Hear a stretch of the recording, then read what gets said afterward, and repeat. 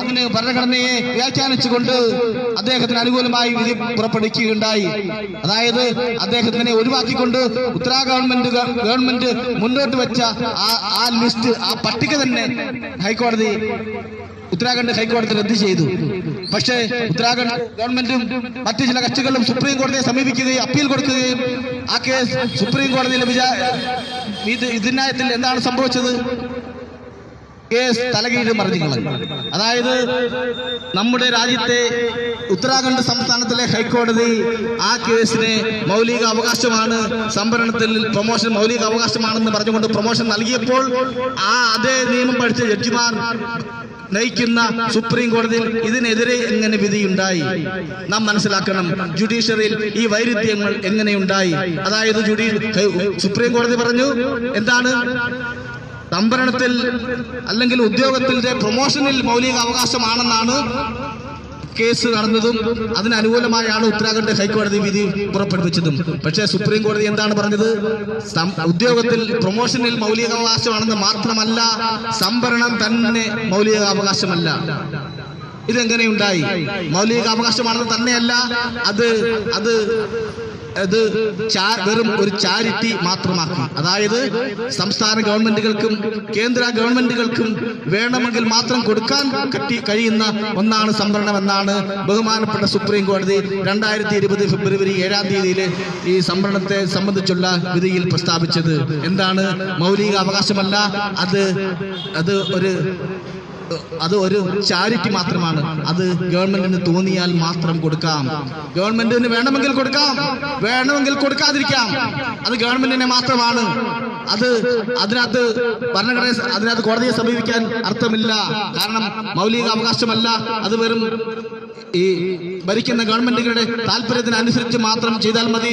സംവരണം വേണമെങ്കിൽ കൊടുക്കാം, വേണമെങ്കിൽ കൊടുക്കാതിരിക്കാം. അഥവാ കൊടുക്കണമെന്നുണ്ടെങ്കിൽ പിന്നെയും രസകരമായ വസ്തുത എന്ന് പറയുന്നത് എന്താണ്? കൊടുക്കണമെന്ന് ഏതെങ്കിലും ഒരു ഗവൺമെന്റിനൊക്കെ തോന്നിയാൽ, അതായത് സംസ്ഥാന ഗവൺമെന്റുകളിലെ ചില സമ്മർദ്ദത്തിന് വഴങ്ങി ഒരു ഗവൺമെന്റിന് അഥവാ സംവരണം കൊടുക്കണമെന്ന് നമുക്ക് തോന്നുകയാണെങ്കിൽ അവരങ്ങ് തീരുമാനിക്കുകയാണ് ഞങ്ങൾക്ക് കൊടുക്കാം. കൊടുക്കണമെന്നുണ്ടെങ്കിൽ കൊടുക്കണ്ട എന്ന് തോന്നുന്ന പോലെ കൊടുക്കാൻ പറ്റില്ല. കാരണം കൊടുക്കണമെന്നുണ്ടെങ്കിൽ ഒരു കമ്മീഷനെ വെച്ച് ഡേറ്റാസ് കളക്ട് ചെയ്ത് അവർക്ക് കൊടുക്കാൻ അർഹതയുണ്ടോ എന്ന് പരിശോധിച്ച ശേഷം മാത്രമാണ് സംവരണം കൊടുക്കാൻ പറ്റുന്നത്. കൊടുക്കണ്ടെന്നാണെങ്കിൽ ആരോടും ആലോചിക്കേണ്ട, ഒരു ചർച്ച നടത്തേണ്ട, അവർക്ക് കൊടുക്കാതിരിക്കാം. ഇതെന്താണ് ഈ ജനാധിപത്യ രാജ്യത്തെ പരമോന്നത നീതിപീഠത്തിൽ നിന്നും ഇങ്ങനെ ഒരു വിധി ഉണ്ടായത്? ഇതെന്തുകൊണ്ടുണ്ടായി? അവിടെ നമ്മൾ മനസ്സിലാക്കണം, പാർലമെന്റിൽ എന്താണ് സംഭവിച്ചത്? ജനാധിപത്യമില്ലായ്മ. ജനാധിപത്യം എന്ന് പറഞ്ഞാൽ പങ്കാളിത്തമാണ്, പ്രാതിനിധ്യമാണ്. അത് രണ്ടും ഇന്ത്യൻ പാർലമെന്റിൽ ഇല്ലാത്തത് കൊണ്ടാണ് പാർലമെന്റ് ഇടയ്ക്കിടെ ഭരണഘടനയുടെ മൗലിക അവകാശങ്ങളെ വയലേറ്റ് ചെയ്യുന്ന നിയമനിർമ്മാണങ്ങൾ നടത്തുന്നത്, ഏകപക്ഷീയമായി ആർക്കും തടയാൻ കഴിയുന്നത്. ഇത് തന്നെയാണ് നമ്മുടെ പരമോന്നത സുപ്രീം കോടതികളിൽ സംഭവിച്ചുകൊണ്ടിരിക്കുന്നത്. പ്രാതിനിധ്യമില്ല, പങ്കാളിത്തമില്ല, അധികാരം സമൂഹത്തിന്റെ ഉന്നത ശ്രേണികളിൽ ഉള്ളവരിൽ മാത്രം കേന്ദ്രീകരിക്കപ്പെട്ടിരിക്കുന്നു. അതുകൊണ്ടാണ് ഇങ്ങനെ ഭരണഘടനാ വിരുദ്ധമായ ഭരണഘടന മൗലിക അവകാശം എന്ന് പറയുന്ന കാര്യങ്ങളിൽ മൗലിക അവകാശമല്ല, വെറും ചാരിറ്റി മാത്രമാണെന്ന് സുപ്രീം കോടതി വിധികൾ ഉണ്ടാകുന്നതിന് കാരണം അതാണ്. അതുകൊണ്ടാണ് APA മുന്നോട്ട് വയ്ക്കുന്നത്, സമഗ്രമായ ജുഡീഷ്യൽ പരിഷ്കരണം ഇന്ത്യയിൽ ആവശ്യമാണ്. അത് ഏത് തരത്തിൽ പരിഷ്കരിക്കാൻ പറ്റും, അതിന് എന്തൊക്കെയാണ് APA മുന്നോട്ട് വെക്കുന്ന നിർദ്ദേശങ്ങൾ അടങ്ങിയതാണ് APA കൊടുത്ത 2ാമത്തെ പെറ്റീഷൻ. സമഗ്രമായ judicial reforms, comprehensive judicial reforms. ഇന്ത്യയിൽ അടിയന്തരമായി നടപ്പാക്കപ്പെടേണ്ട 2ാമത്തെ പരിഷ്കരണമാണ് ജുഡീഷ്യറിയുടെ പരിഷ്കരണം. ഇന്നത്തെ നമ്മുടെ ജുഡീഷ്യറിയുടെ സിസ്റ്റം നമ്മൾ പരിശോധിക്കണം. ഏറ്റവും വലിയ ജനാധിപത്യ രാജ്യമാണ് നമ്മുടെ ഇന്ത്യ. പക്ഷെ നമ്മുടെ ജുഡീഷ്യറിയിൽ എന്താണ് ജനാധിപത്യം?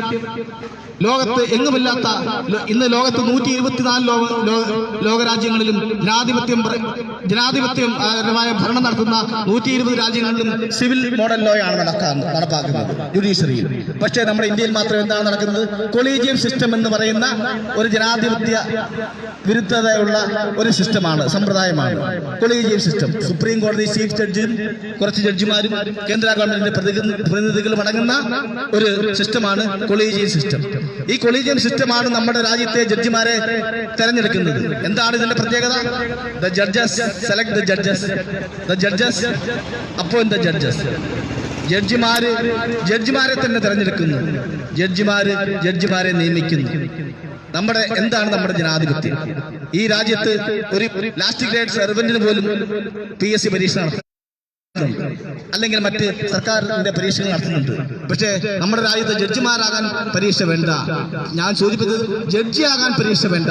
അവർക്ക് വക്കീലാകാനേ ഉള്ളൂ പരീക്ഷ, ജഡ്ജിയാകാൻ പരീക്ഷ വേണ്ട. വക്കീലായി 10 വർഷത്തെ പ്രവർത്തന പരിചയമുള്ള ഒരാളെ ഉന്നത ജഡ്ജിക്ക് താല്പര്യമുണ്ടെങ്കിൽ അയാളെ വക്കീലായി ആ വക്കീലിനെ ജഡ്ജിമാരുടെ ലിസ്റ്റിൽ ഉൾപ്പെടുത്താം. അതിനെ കേന്ദ്ര ഗവൺമെന്റ് അംഗീകരിക്കാം. പക്ഷേ കേന്ദ്ര ഗവൺമെന്റ് തള്ളാൻ കഴിയില്ല, അതിനെ സെലക്ട് ചെയ്യാം. ഇതാണ് നമ്മുടെ രാജ്യത്തെ അവസ്ഥ, കൊളീജിയം സിസ്റ്റം. ഇത് മാറണം. ഇത് മാറാൻ ഇതിന്റെ ഭരണഘടനയിൽ തന്നെ ഈ സിസ്റ്റം അല്ലെന്നുള്ളതിന് വ്യവസ്ഥകളുണ്ട്.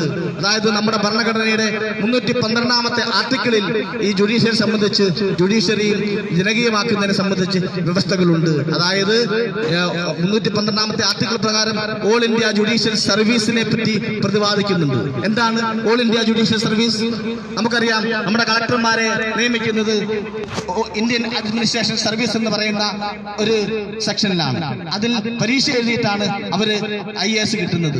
അതിൽ അവരെ സീനിയോറിറ്റി ഉള്ളവരെ റാങ്ക് ലിസ്റ്റ് പ്രകാരം കളക്ടർമാരാക്കുകയും മറ്റ് സ്ഥാപന മേധാവികളാക്കുകയും ചെയ്യുന്നു. അതായത് IAS എന്ന് പറയുന്ന ആ സിവിൽ സർവീസ് മോഡൽ പരീക്ഷ എഴുതിയാണ് കളക്ടർമാർ നിയമിതരാകുന്നത്. ആ കളക്ടർ ഭരണഘടനാ ലംഘനം നടത്തിയാൽ, ആ കളക്ടർ ജനാധിപത്യ വിരുദ്ധമായ പ്രവർത്തനം നടത്തിയാൽ നമുക്ക് പരാതി കൊടുക്കാം, ചോദ്യം ചെയ്യാൻ, പരാതി കൊടുക്കാനും അവകാശമുണ്ട്, സമരം ചെയ്യാൻ അവകാശമുണ്ട്. നമ്മുടെ രാജ്യത്തെ ഈ വിധിക്കെതിരെ ആരാണ് പരാതി കൊടുക്കുന്നത്? ഈ ജുഡീഷ്യറിക്കെതിരെ ആരാണ് പരാതി കൊടുക്കുന്നത്? ജുഡീഷ്യറിയിൽ എന്താണ് അതിനുള്ള സാധ്യതയുള്ളത്? അതുപോലെ തന്നെ കണ്ടംപ്റ്റ് ഓഫ് കോർട്ട്, ജുഡീഷ്യറിയുടെ വിധിയെ നമ്മൾ അംഗീകരിക്കാൻ ബാധ്യസ്ഥമാണ്.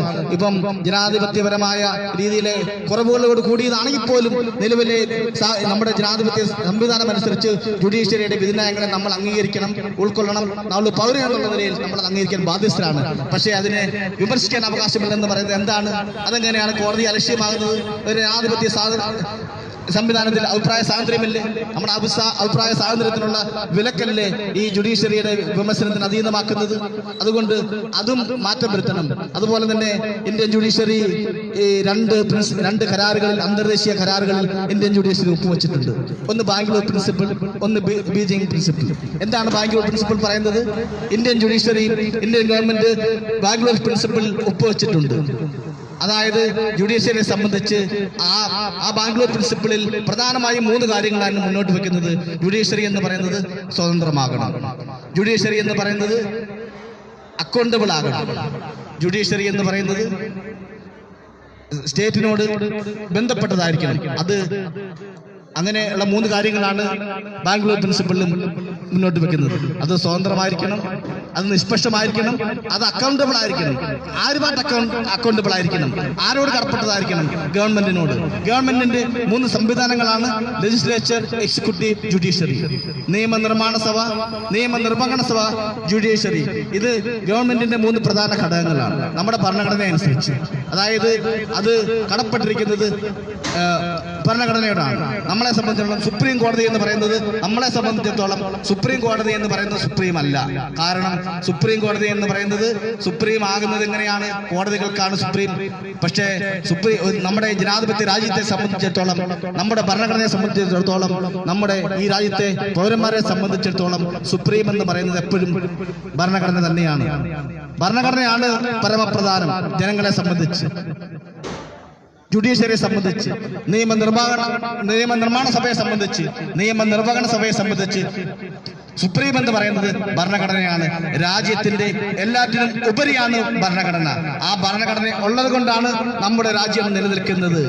അതായത് ആ ഭരണഘടന ഉള്ളത് കൊണ്ട് മാത്രമല്ല, ആ ഭരണഘടനയുടെ സ്വഭാവം, അതിന്റെ സവിശേഷത അതിമഹത്തായതുകൊണ്ടാണ് നമ്മുടെ രാജ്യത്തെ ഈ വൈവിധ്യപൂർണമായ ഈ രാജ്യത്ത് നിരവധി ജാതികളും മതങ്ങളും സംസ്കാരങ്ങളും ആചാരങ്ങളും അനുഷ്ഠാനങ്ങളും ഒക്കെയുള്ള ഈ രാജ്യത്ത് നിലനിൽക്കുന്നത് നമ്മുടെ രാജ്യത്തിന്റെ ഭരണഘടനയുടെ സവിശേഷത കൊണ്ടാണ്.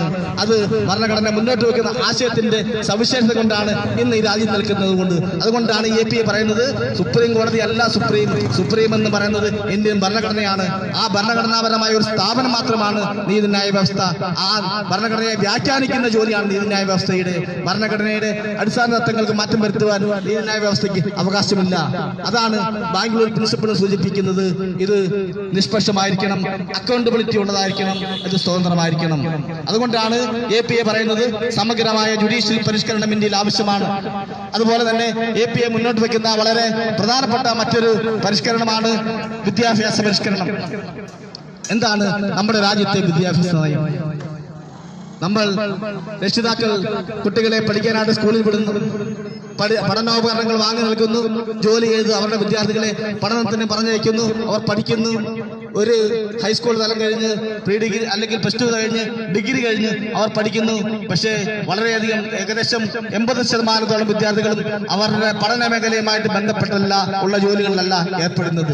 കാരണം നമ്മുടെ രാജ്യത്തെ വിദ്യാഭ്യാസ നയത്തിന്റെ ന്യൂനതയാണ് നമ്മുടെ രാജ്യത്തിന്റെ ഈ സാമ്പത്തിക അവസ്ഥയ്ക്ക് ഈ കാരണം. സാമൂഹ്യ അവസ്ഥയ്ക്ക് ഒരു പരിധിവരെ ഈ കാരണം വിദ്യാഭ്യാസ നയമാണ്. അതുകൊണ്ടാണ് APA മുന്നോട്ട് വയ്ക്കുന്നത് സമഗ്രമായ വിദ്യാഭ്യാസ പരിഷ്കരണം. ഇപ്പോൾ തന്നെ 2020 പുതിയ വിദ്യാഭ്യാസ നയം മോദി ഗവൺമെന്റ് കൊണ്ടുവന്നു. എന്താണത് അത് സൂചിപ്പിക്കുന്നത്? 2020 അല്ലെങ്കിൽ 21ാം നൂറ്റാണ്ടിലെ ആദ്യത്തെ വിദ്യാഭ്യാസ നയം എന്താണ് അത് സൂചിപ്പിക്കുന്നത്?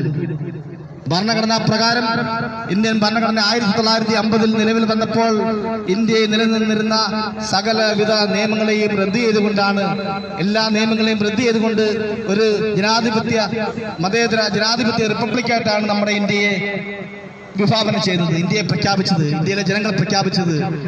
പക്ഷേ അന്നേരം ആ സമയത്ത് റദ്ദ് ചെയ്യപ്പെട്ട ഒരു നിയമമാണ് നമ്മുടെ രാജ്യത്ത് നിലനിന്നിരുന്ന കിരാതമായ സാമൂഹ്യ നിയമം മനുസ്മൃതി. ആ മനുസ്മൃതിയെ വിദ്യാഭ്യാസത്തിലൂടെ തിരികെ കൊണ്ടുവരുന്നതിനുള്ള ഒരു ഉദ്യമമാണ് മോദി ഗവൺമെന്റ് നമ്മുടെ ഈ വിദ്യാഭ്യാസ നയത്തിലൂടെ മുന്നോട്ട് വെക്കുന്നത്. അതുകൊണ്ടാണ് പറയുന്നത് ഈ വിദ്യാഭ്യാസ നയം മാറണം. കാരണം നമ്മൾ പരിശോധിക്കണം, ഈ വിദ്യാഭ്യാസ നയത്തിൽ എന്താണ്? ഇംഗ്ലീഷിന് പ്രാധാന്യം കൊടുക്കുന്നില്ല, സയൻസിന് പ്രാധാന്യം കൊടുക്കുന്നില്ല, അത് സംസ്കൃതത്തിന് പ്രാധാന്യം കൊടുക്കുന്നു. ഭാഷാപരമായി മാതൃഭാഷയിൽ പഠിക്കണം, മാതൃഭാഷയാണ് മാധ്യമം ഭാഷയായി ഉപയോഗിക്കുന്നതെന്ന് നിർദ്ദേശിക്കുന്ന ഒരു വിദ്യാഭ്യാസ നയമാണ്. ഇതെങ്ങനെയാണ് ഉയർന്ന വിദ്യാഭ്യാസ മേഖലയിൽ നമുക്ക് നേട്ടം കൈവരിക്കാൻ കഴിയുന്നത്? ഇംഗ്ലീഷിനെ ഒഴിവാക്കിക്കൊണ്ട് എങ്ങനെയാണ് നമ്മുടെ വിദ്യാഭ്യാസ നിലവാരം മെച്ചപ്പെടുത്താൻ കഴിയുന്നത്? അന്തർദേശീയ തലങ്ങളിൽ വിദ്യാർത്ഥികൾ പഠിക്കാൻ പോകുമ്പോൾ പരാജയപ്പെടുന്നതിന് കാരണം എന്താണ്? ഇംഗ്ലീഷിനെ ഒഴിവാക്കിക്കൊണ്ട് സംസ്കൃതത്തെ പ്രൊമോട്ട് ചെയ്യുന്ന ഒരു വിദ്യാഭ്യാസ നയമാണ് ഈ വിദ്യാഭ്യാസ നയം. നിങ്ങൾക്കറിയാമോ, നമ്മളെ സംബന്ധിച്ചിടത്തോളം, ഈ ഇന്ത്യയെ സംബന്ധിച്ചിടത്തോളം, അല്ലെങ്കിൽ ആധുനിക ഇന്ത്യയെ സംബന്ധിച്ചിടത്തോളം ഇംഗ്ലീഷ് വിദ്യാഭ്യാസമാണ് നമുക്ക് അടിമത്തത്തിൽ നിന്നും മോചനത്തിനുള്ള വഴി തുറന്നു കൊടുത്ത ഒരു ഭാഷ.